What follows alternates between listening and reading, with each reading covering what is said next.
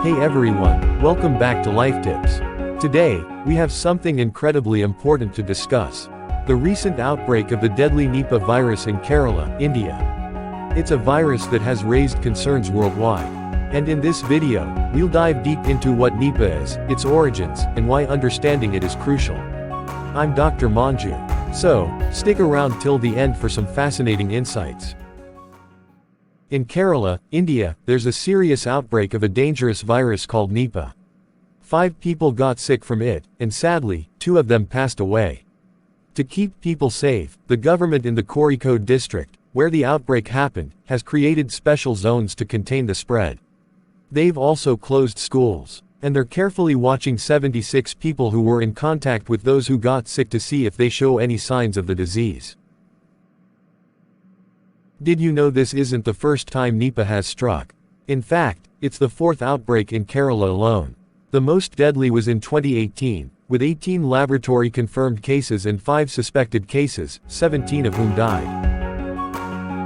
Alright, let's start with the basics. What exactly is the Nipah virus? It's an RNA virus that belongs to the paramyxoviridae family, known for causing severe infections in humans. But what makes Nipah particularly alarming? Stay tuned to find out. Back in 1998, in Malaysia, the first time people got sick from Nipah virus, there were 265 cases, and sadly, 105 people lost their lives. Since then, almost every year, there have been 1 or 2 outbreaks. Shockingly, over half of the people who get infected with this virus don't survive. It's a really serious situation.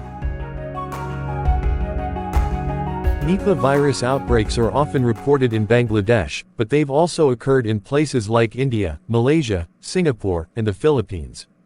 It's a virus that has affected several countries in Asia. Scary, right? In Nipah virus outbreaks, the number of people who have the virus but don't show symptoms varies.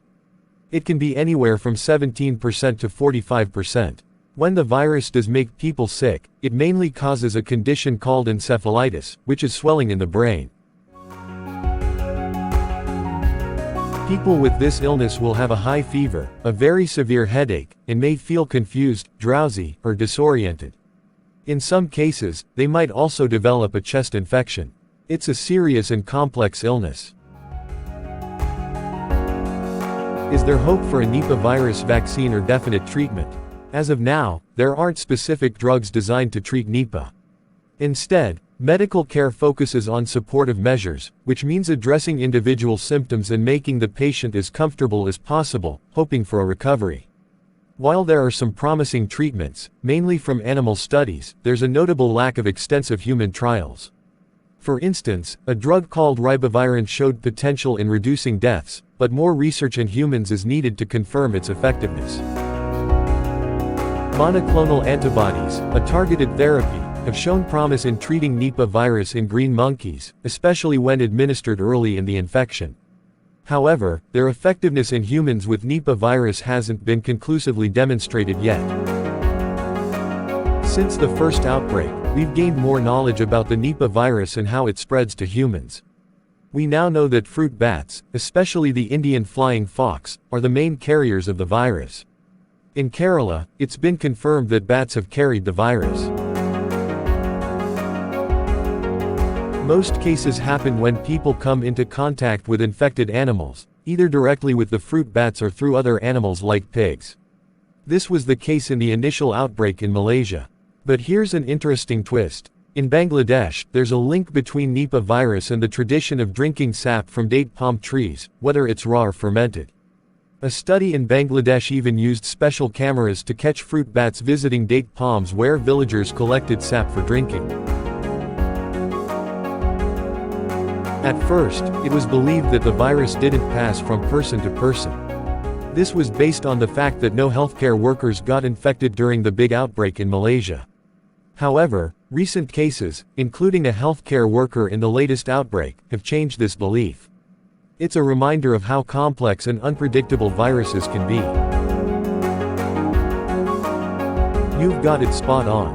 While the Nipah virus is incredibly dangerous, there's no strong evidence to suggest it's likely to spread widely unless people or their animals come into contact with infected bats. However, outbreaks like this serve as a warning sign. The loss of natural habitats due to human activities is pushing humans and animals closer together, which raises the risk of the virus jumping from animals to humans. Even though the R value, a measure of how infectious a disease is for Nipah, is relatively low. If infected animals were brought into big cities where lots of people live closely together, the chances of person-to-person transmission would go up. This could lead to the virus evolving to spread more easily between humans, potentially causing a new pandemic.